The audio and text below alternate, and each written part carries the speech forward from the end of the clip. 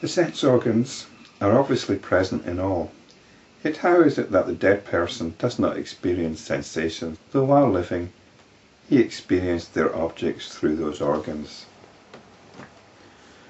The dead person still has sense organs. How come they're no longer experiencing anything, even though they've still got these sense organs? Well, this is a philosophical question. And philosophical questions arise because we make categorizations. The categorization here is between somebody who's alive and somebody who's dead. We make this distinction between living and dead things, a living person and a dead person. What's the difference? The European Space Agency has recently relaunched its program to find life on Mars. And if their Martian probe was to find a dead body, they'd find a lot of life in it. If you looked at a dead body under a microscope, there'd be a lot of activity going on, a lot of bacteria doing their thing. And these bacteria would be classified as life from the point of view of the Martian ranger. And here's another distinction. This is from a dialogue between the Zen master Tung-shan and a monk. It's quoted at the beginning of a chapter in Douglas Harding's book, The Little Book of Life and Death. He's very good at finding salient quotes. Zen master Tung-shan: I show the truth to living beings. Monk: what are they like then? Tung-shan: no longer living beings.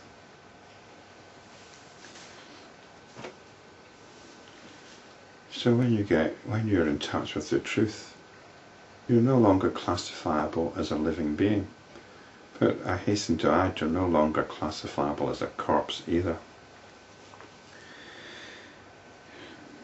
So we might argue, yes, the corpse is still full of life, but it's no longer associated with the living individual.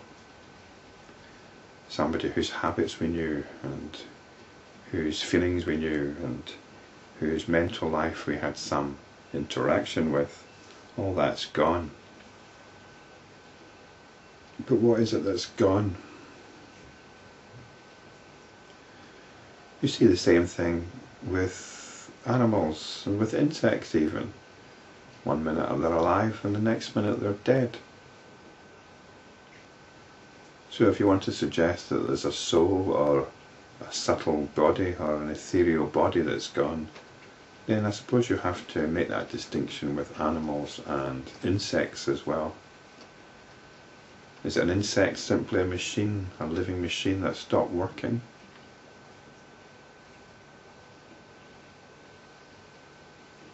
What is it that's gone from an insect? Its body parts are still the same. There's maybe no apparent reason for it to have suddenly died. But we can clearly tell it's dead. It no longer seems capable of autonomous action.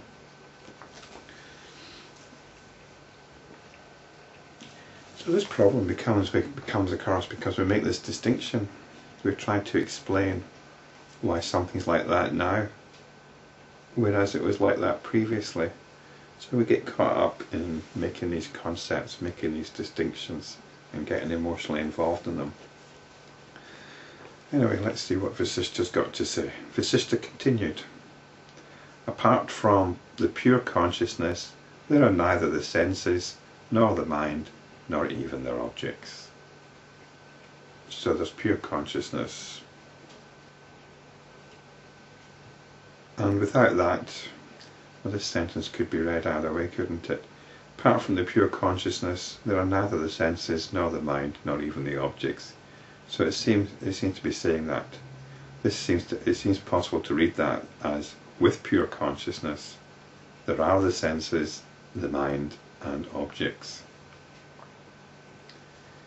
But these things don't exist without consciousness. It's consciousness which forms the notions of these things and then comes to believe in their reality. It is that consciousness which appears as the objects in nature and as the senses in the person. And this is why notions of perception arise.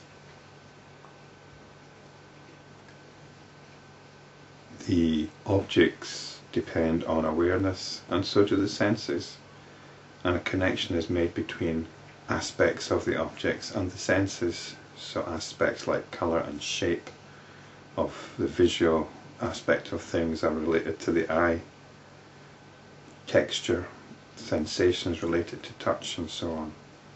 When that consciousness has apparently become the subtle body, the Purya-sthaka, it reflects the external objects.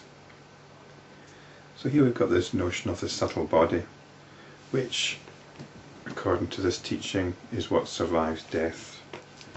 Apparently it goes through the aperture of Brahma, the point of death. So here we're getting a theory about things, aren't we? But it relates back to consciousness, so we keep coming back to consciousness. That's the main point. Any theory is of limited or of no interest. But, as I said before, it seems that the Yoga Vasistha is weaving this strand of the main aspects of Hinduism into the one rope or arrow of self-inquiry. The eternal and infinite consciousness is indeed free of all modifications, but when there arises the notion of I am in it, that notion is known as the jiva, and this is the Purya-sthaka. I am, the notion of I am. Notion is to do with thinking. Thinking isn't just about a thought, it's about creating notions, concepts, and identifying with them emotionally. So this is Descartes' famous I think, therefore I am. As soon as you start having notions, then the whole world appearance arises. And when you have the notion of I am, the notion of an individual arises, and consciousness identifies with it. It is that jiva that lives and moves in this body. So here we have the notion of the body as well. So here we've got the 8 constituents of the Purya-sthaka, which I'll continue with in the next video.